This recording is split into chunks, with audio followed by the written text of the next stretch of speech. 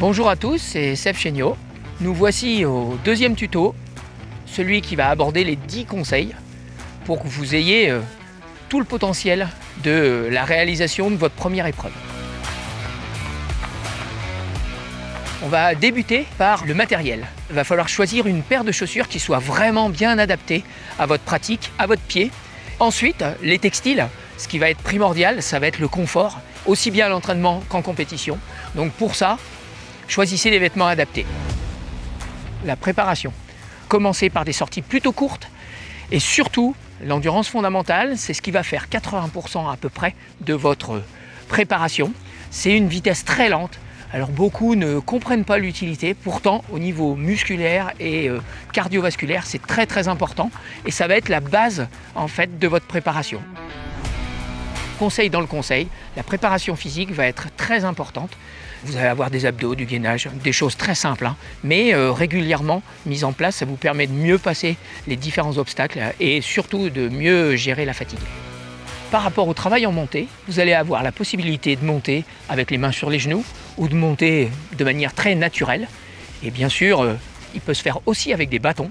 Ne prenez pas les bâtons le jour de l'épreuve. Si vous ne les avez pas utilisés pendant vos entraînements, vous risqueriez d'avoir quelques désagréments. Sur la partie descente, naturellement, on a tendance à se mettre un petit peu en arrière. En fait, on décolle très légèrement l'avant du pied et là, justement, on risque de glisser. Ce qu'il faut faire, c'est légèrement fléchir les genoux de manière à avoir un centre de gravité un petit peu plus bas et être plus efficace en descente. Dernier point très important, le relâchement, ça va vous permettre surtout de bien respirer. En fait, on a tendance à se bloquer au niveau du haut du corps lorsqu'on fait du travail en descente. Et pour ça, réussir à se relâcher, vous gagnerez énormément d'énergie. La gestion de la météo. Lors des épreuves, les organisateurs checkent la météo très souvent de manière à pouvoir pallier à tout changement et à toute problématique que vous pourriez rencontrer pendant votre épreuve. Donc écoutez bien, prenez bien les informations et surtout le matériel qui soit vraiment bien adapté à ça. Pensez que vous ne prenez jamais trop de vêtements. Il vaut mieux trop que pas assez parce que les risques derrière peuvent être vraiment importants. Hydratation, nutrition, primordial.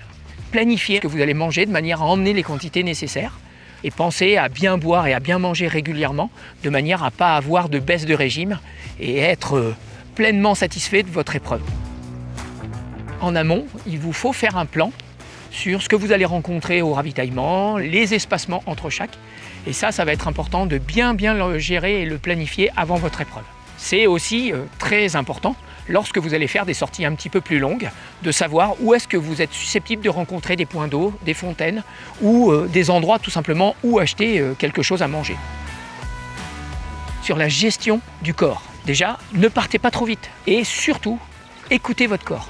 Les douleurs, les petites choses qui vont vous pourrir la vie, ce sont des messages de votre corps. Donc écoutez tous ces messages-là, c'est très important. La préparation mentale. Visualisez votre épreuve, ça vous permet vraiment de vous projeter. Il y a des moments qui vont être difficiles, il faut rester positif, il faut rester vraiment dans l'optique de réussite. Pensez à lever la tête, à profiter des environnements dans lesquels vous allez évoluer. Et enfin, dernier petit conseil, respectez au maximum les animaux et respectez les gens qui travaillent la montagne. On fait partie de cette nature et c'est à nous de nous intégrer avec cette nature qui nous environne et qui nous offre un champ de possibles absolument incroyable. On arrive à la fin de cette série de conseils. Profitez, faites-vous plaisir, prenez vraiment soin de vous et de votre environnement et puis ensuite, en avant.